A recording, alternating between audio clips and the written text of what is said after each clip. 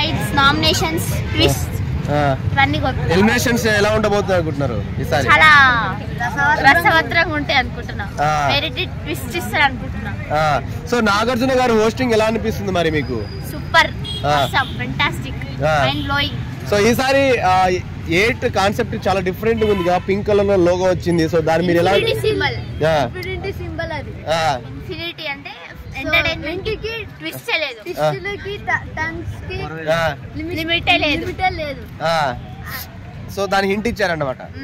So మరి నాగార్జున గారు ఇప్పుడు హోస్టింగ్ నుంచి తప్పించాలంటున్నారు కదా, సో దాన్ని మీరు ఎలా చూస్తారు మరి? ఇన్కన్వెన్షన్ ఇష్యూ నాగార్జున గారే రావాలి.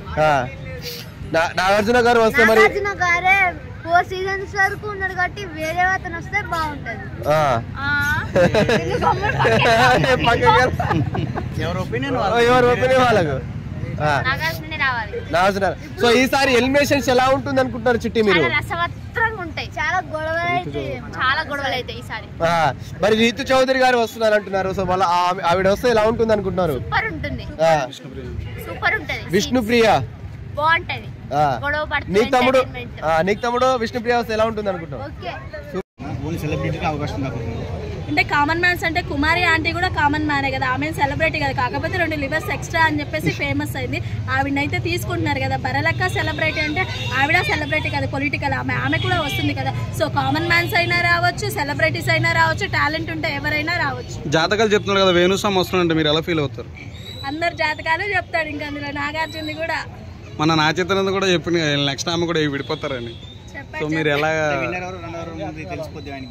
ఆయనే విన్నర్. ఇంకా ఓకే, పర్సనల్ గా మీరు ఎవరికి సపోర్ట్ చేస్తారు ఇప్పుడు ఒకవేళ వస్తే మీకు వచ్చిన లిస్ట్ లో? ఎందుకంటే ఆ అమ్మాయి చాలా కష్టపడి పైకి వచ్చింది. ఒక బలుగు బలహీన వర్గాల నుంచి ఆ అమ్మాయి పైకి వచ్చిన అమ్మాయి. సో చిన్నప్పటి నుంచి కష్టాలేంటి సుఖాలేంటి చూసి పెరిగిన అమ్మాయి కాబట్టి సో నేను ఆవిడకి మాత్రమే సపోర్ట్ చేస్తాను. అంటే గేమ్స్ బాగా ఆడలేకపోతే ఆమెకే చేస్తారా?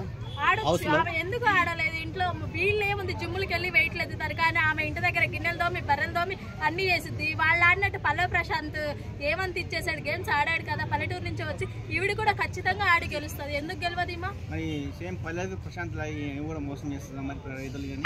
పల్లవి ప్రశాంత్ మోసం చేశాడు అన్నది రాంగ్. అతను చేశాడు.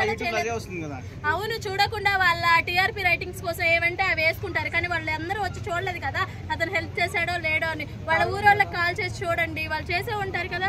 అంటే 35 లక్షల్లో కార్లు ఉంటాయి, సగం మందికి రైతులకి హెల్ప్ చేస్తా అని చెప్పి 50,000 లక్ష నెల సరుకులు ఇచ్చేసి అంటే సరిపెట్టుకుంటున్నారు. మరి అవన్నా ఇచ్చిండు కదా, ఇవ్వకుండా అయితే లేడు కదా. అవైనా హెల్పే కదా. సింపతి గేమ్ ఆడాడా మరి లెక్కనే అందరికి ఇస్తానని చెప్పి? ఆ ప్లాట్ఫారం వరకు వెళ్ళాలంటే చాలా కష్టపడాలి ఫస్ట్ ఆఫ్ ఆల్. సో అక్కడి వరకు అతను వెళ్ళాడంటే అది మనం ప్రౌడ్ గా ఫీల్ అవ్వాలి, ఒక కామన్ మ్యాన్ అక్కడి వరకు వెళ్ళాడని. కానీ మన వాళ్ళు ఏంటన్నీ అతని మీద ఎత్తుపొడుపులు చాడి మాటలు, కొంచెం కూడా కృతజ్ఞత అనేది లేదు మన వాళ్ళకి. ఛాన్స్ వస్తే మీరు వెళ్తారా బిగ్ బాస్ కి?